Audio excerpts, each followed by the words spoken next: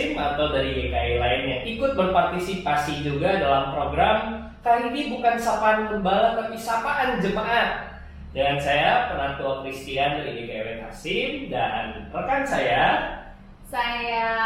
Martina Dian, biasa dipanggil Tina. Saat ini saya aktif sebagai penatua di GKI Wahid Hasim dan pekerjaan saya sehari-hari sebagai staf ahli di DPR RI. Nah, ini kombinasi yang menarik nih. Biasanya kita dengar, kita jarang ya dengar ada udah satu penatua tapi aktif di DPR gitu kan. Apalagi kalau Bapak Ibu sekalian suka lihat RPKFM mungkin udah kenal juga, sering muncul di radio gitu kan. Mungkin lebih tepatnya mendengarkan ya, bukan melihat. Oh, melihat karena YouTube. YouTube. Ya. Oke. Ya. Nah, ini menarik nih. Kenapa sih Katina jadi bekerjanya di DPR ya? Gitu. Ya. Nah, boleh cerita sedikit? Awalnya sebenarnya ditawarkan oleh salah seorang teman saya bahwa ada seorang anggota DPR RI yang sedang membutuhkan staf ahli. Kalau kami di DPR bilangnya tenaga ahli ya. Ya saya tertarik karena mungkin itu salah satu cara saya untuk memberikan kontribusi walaupun kecil kepada negara ini. Karena salah satu tugas staf ahli adalah memberikan masukan-masukan kepada anggotanya.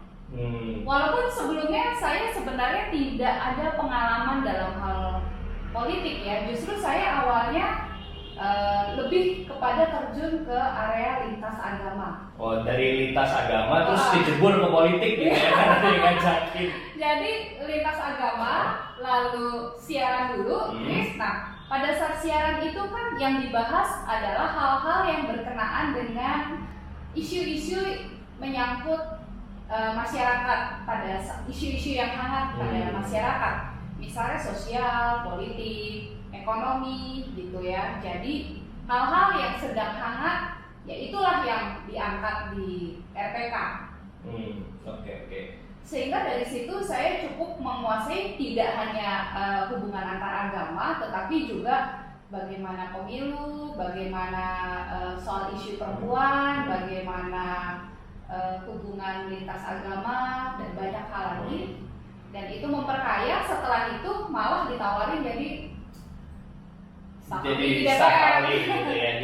Jadi ceritanya memang benar, ini ada penawaran ya, kalau kita orang Kristen melihatnya ini Tuhan memanggil pada pelayanannya di DPR ini. Nah, waktu pertama kali mendengar panggilan itu yang kepikiran apa nih? Karena biasanya kalau yang saya dengar kan orang Kristen ini agak geli gitu ya kalau ngomongin politik gitu. Jadi gimana waktu pertama kali mendapat panggilan itu gitu? Geli sama risih itu tipis bedanya. Gitu ya. Jadi banyak sekali orang Kristen yang memang sepertinya anti kepada politik. Saya sering kali mendengar yang namanya politik itu kotor, ngapain sih terjun di dalam politik gitu. Tetapi ketika saya mendapatkan tawaran itu, gitu, saya justru lebih tertarik kepada apa sih yang ada di dalam DPR. Bagaimana proses pengambilan kebijakan di dalam DPR, lalu ini pengalaman yang tidak semua orang dapatkan. Jadi bagaimana sebuah rancangan undang-undang digodok untuk dijadikan sebuah undang-undang, bagaimana fungsi DPR juga mengawasi, sehingga saya cukup tertarik. Mungkin kalaupun kecil saya bisa memberikan kontribusi akan saya lakukan, dan itu yang terjadi begitu. Dan kita sebagai orang Kristen akhirnya bisa menghayati ya bahwa di politik itu sebenarnya pelayanan kita, Iya. Jadi nggak terpisahkan gitu. Betul. Ya. Jadi kalau politik dibilang kotor, pada akhirnya saya bisa mengatakan politik nggak kotor karena politik itu kan cara.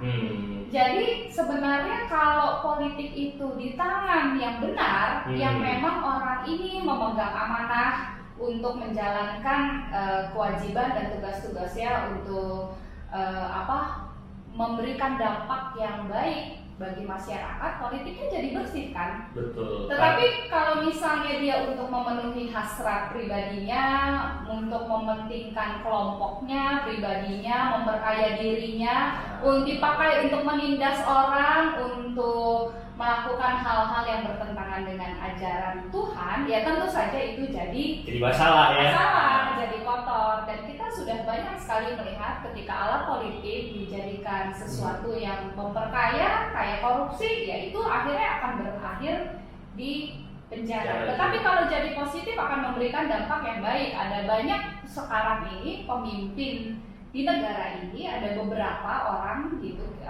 kita juga sudah tahu, ada Pak Jokowi, dulu ada Pak Ahok, ada Bu Risma, ada Pak Ganjar, ada banyak pemimpin lain yang juga bekerja dengan hatinya untuk memberikan dampak yang baik bagi masyarakat. Nah, saya yang bukan siapa-siapa tetapi mendapat kesempatan berkontribusi di dalamnya, ya akan saya lakukan karena ternyata orang Kristen mesti banyak loh yang ada di area situ, supaya kebijakan publik itu ramah terhadap orang-orang Kristen, kepada semua orang gitu ya. Kalau misalnya mereka tidak tahu apa yang menjadi kebutuhan kita, ya mereka tidak akan memberikan kebijakan yang sesuai dengan apa yang kita butuhkan. Jadi penting untuk banyak orang Kristen yang ada di area kebijakan publik, nggak hanya politik praktis ya. Betul. Saya sendiri mungkin bos saya politik praktis, tapi saya kan di area materi ya. Oke. Jadi buat jemaat sekalian, kalau ada yang mau masuk ke bidang politik, jangan takut, betul ya? Jangan takut karena toh itu sebenarnya bisa jadi bagian pelayanan kita, bahkan pelayanan bukan cuma berdampak bagi orang sedikit, tapi orang luas gitu. Karena ini soal perihalnya, soal kebijakan dan sebagainya gitu. Nah, mungkin ada kata-kata atau pesan-pesan yang ingin disampaikan buat teman-teman kita yang mengikuti percakapan kita gitu. Ya, jadi buat Bapak Ibu saudara-saudara yang dikasihi dalam Tuhan Yesus, sebenarnya hidup kita juga udah politik gitu ya. Jadi selagi kita dikasih kesempatan oleh Tuhan, maka baiklah kita berkarya, bukan untuk diri kita, bukan untuk agama kita, bukan untuk orang-orang keluarga saja, tetapi juga marilah kita berkarya agar karya kita berdampak bagi sesama kita, baik itu agama, status sosial, suku, etnis, itu kita tidak usah memandang itu, tetapi kita baiklah memandang mereka sebagai sesama kita, sama-sama ciptaan Tuhan. Dengan itu orang-orang di sekitar kita akan melihat karya-karya Tuhan nyata di dalam perbuatan kita.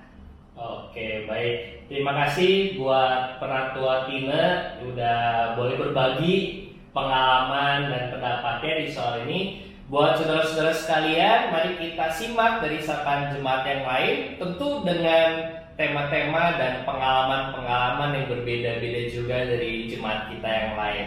Salam, kiranya Tuhan memberkati kita sekalian.